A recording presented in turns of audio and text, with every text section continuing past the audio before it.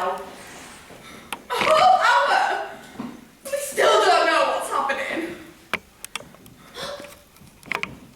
I think I can hear something. Are you imagining things? No. No, listen.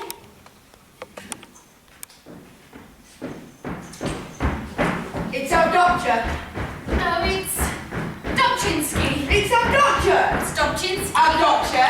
Our doctor. Dobchinski. It's Dobchinski. Why do you always have to argue? Right. The inspector. What's he like? Is he tall? What colour is that? Does he have a mustache? How big is it? What rank is it? Is he a general? No, Jack. We're near the top. A privy councillor. A senior state councillor? An acting state councillor. A state councillor? A collegiate councillor. A hall councillor? No. He's something very high in the table of ranks.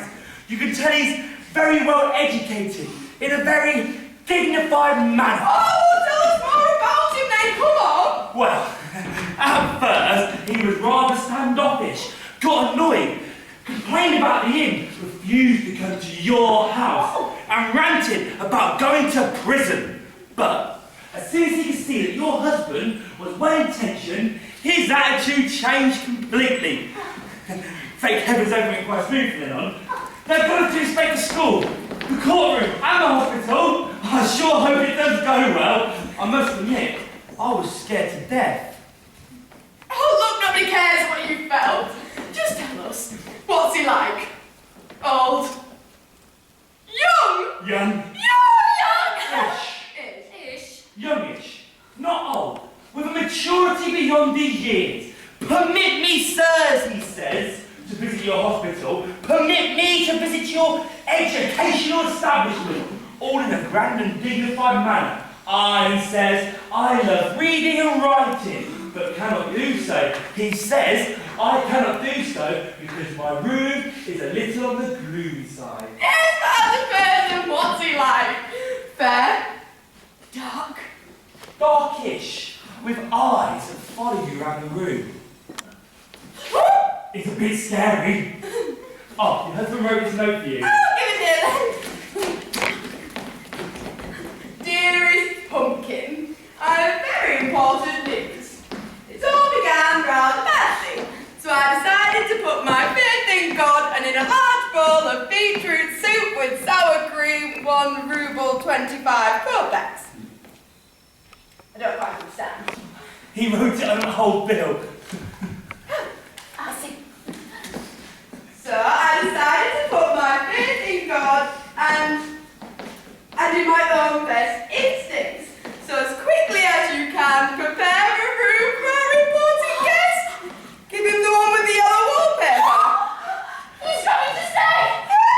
He's coming here to stay in our house! Be the rest!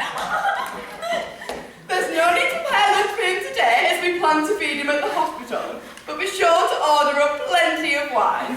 Tell Abdelin to send over 10 cases of the very best she can find. None of her usual rubbish, otherwise I'll come round and break her fingers. I kiss your cheek, my darling pomegranate, and remain your loving husband, Anton. Oh my God, there's so much to do! We need Mishka. Mishka! Mishka! Mishka! Mishka! Oh, Mama, to think! A high government personage is coming here to stay in our house. Oh!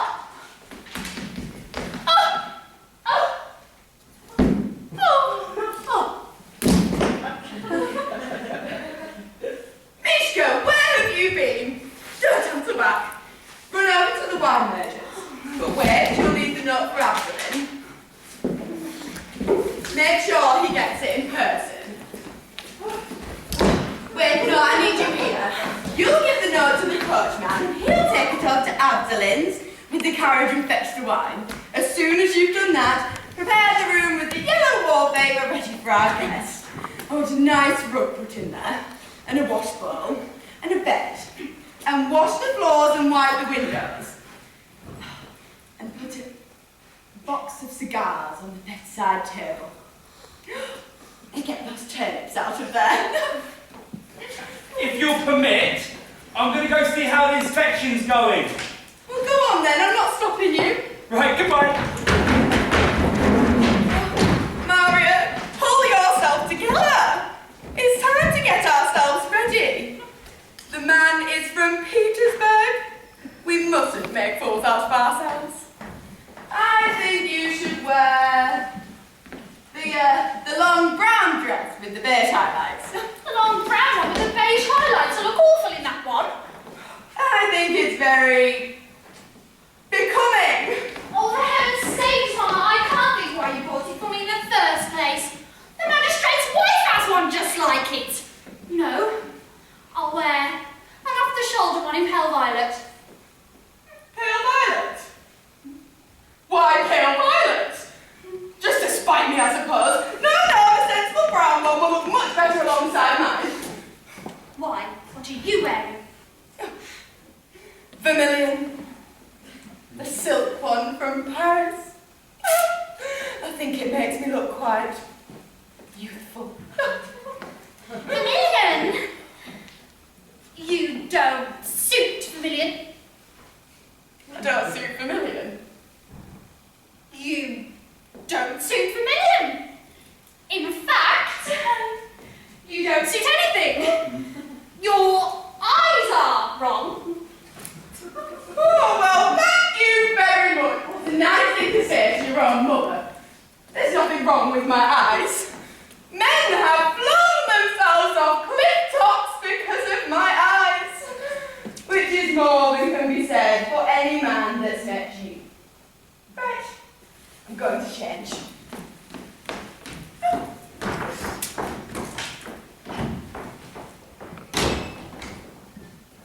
Oh!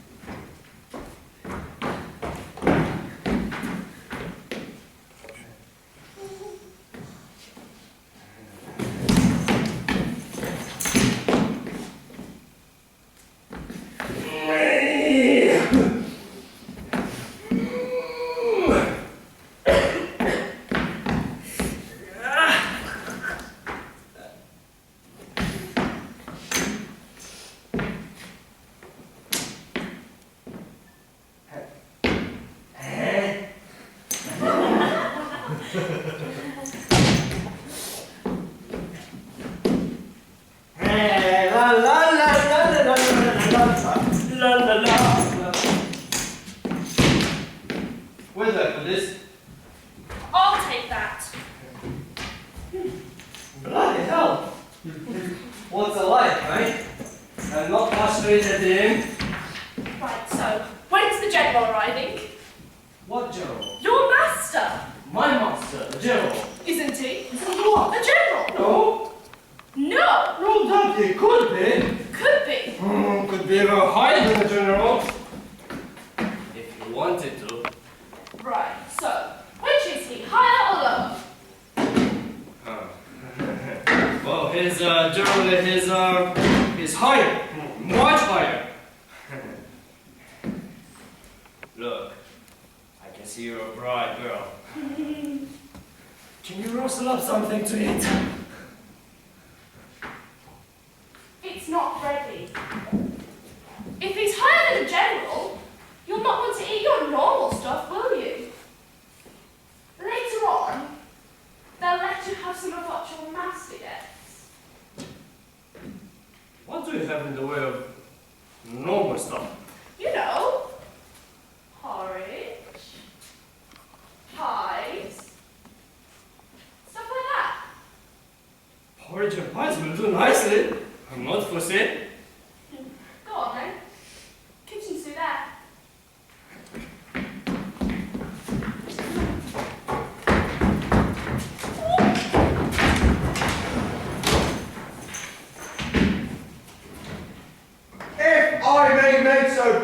Your Excellency.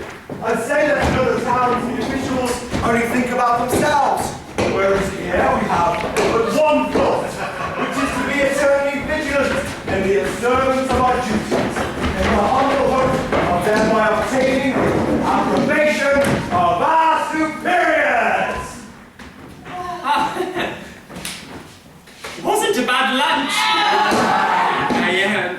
I still feel quite full. Do you eat like that every day? No! Normally we eat but the simplest of fare. Today's lunch was in honor of our very special guest. I do love good food. After all, we're on this earth to pluck the flowers of pleasure, aren't we? What was that, fish we have?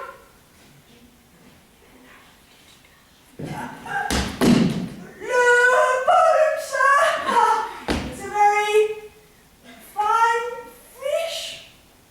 Leopard, no?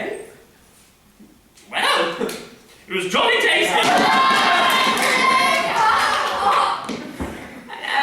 Where was it we had lunch? Was that at the hospital? Exactly so, Your High Excellency. One of our philanthropic institutions. Oh, yes, I remember now, the hospital. There weren't many beds.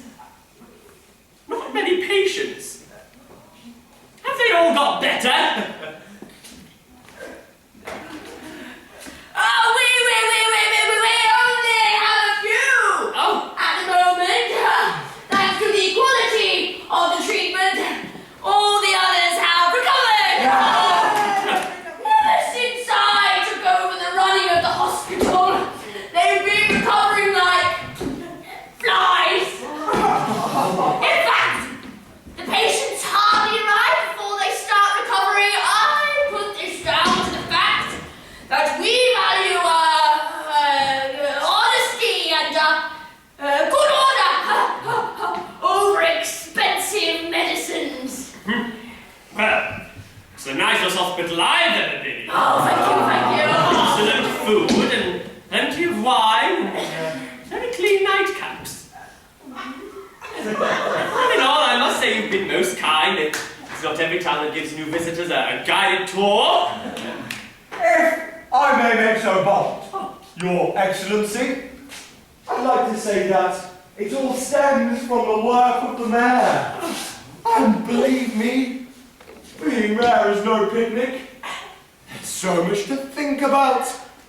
Cleaning, maintenance, improvements. It's enough to test the strongest of men. But God be praised, under my administration, all is well. Most mayors, of course, have an eye to the main chance.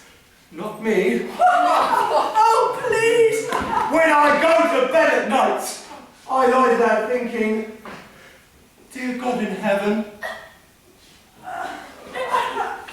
make the authorities in Petersburg aware of my utter devotion to duty. I may or may not be rewarded, but what do I care, as long as I know in my heart that I've done the right thing. There's good order in the town. The streets are swept. The prisoners are clean and well fed. And there's hardly a drunk to be seen. Sorry. And what more can I wish for? I ask for no honours in return. Oh, what a liar! Honours are tempting, of course, but in the face of good deeds, they are but dust and vanity, sir. Dust and vanity. Yes. I couldn't agree more myself. I do, in fact, philosophize a little myself, as it were. Mostly in prose, occasionally in verse. Tell me, how do you spend the long winter nights in these parts? Is there much in the way of entertainment? Do you by any chance play cards? Oh yes, we all love it. It's a trap!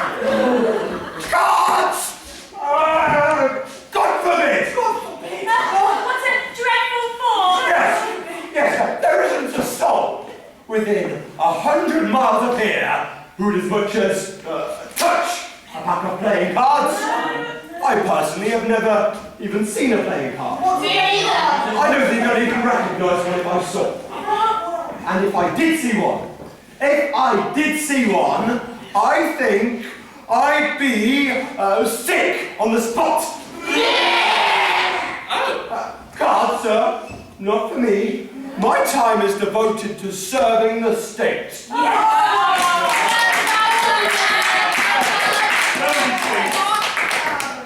How disappointing. I rather enjoy a good game of cards. You do? Oh, yes.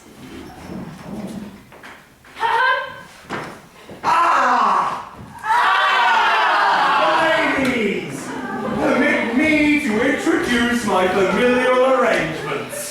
My wife and my daughter.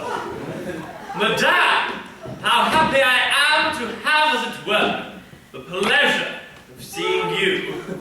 Oh, our pleasure in meeting your distinguished self, sir, is even greater.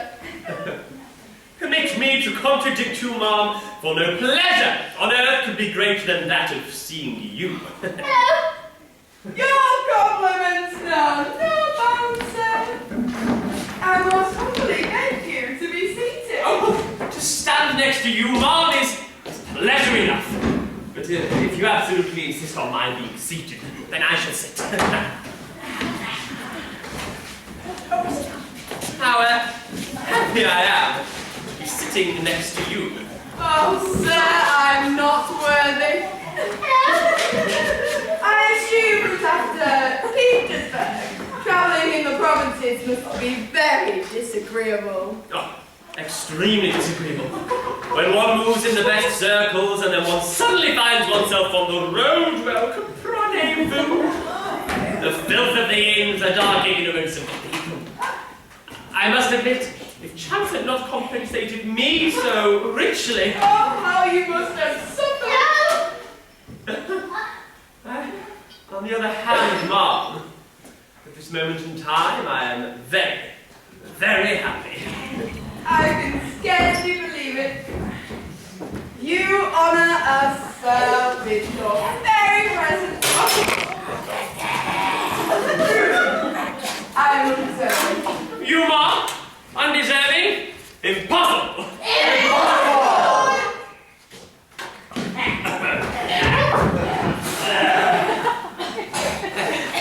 Was I in the provinces? The provinces have their attractions too. You live surrounded by mountains and rivers. Mountains and rivers. Mountains and rivers. Hills and rills, ma'am, hills and rills. Obviously, it cannot be compared to Petersburg. Ah, Petersburg, what a life. You probably think I do nothing but copy documents all day. No, far from it. In fact, I only pop into the department for 5 minutes a day to make sure that the clerks are doing their job.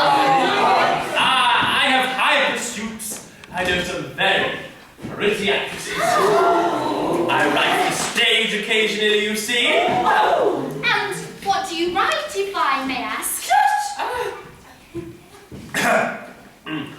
Comedies mainly. And vaudeville and entertainment. And tragedies too, of course.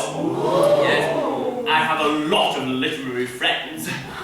I get on frightfully well with Pushkin. Yes, I often say to him, I say, "Hello, Push, my old mate, and how are you today?"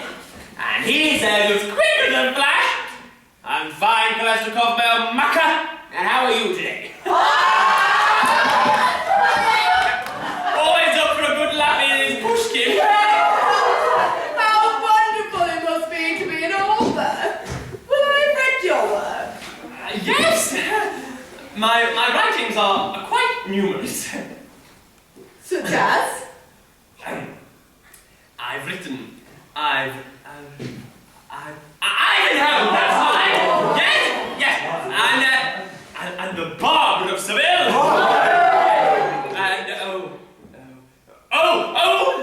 To a Nightingale, that's mine! And there are others, I can't recall them all at once. You know that regular gossip column in the Petersburg News by Zola the Gypsy? Yes! I could. Zola the Gypsy! That's me! No! The Gypsy! Hey!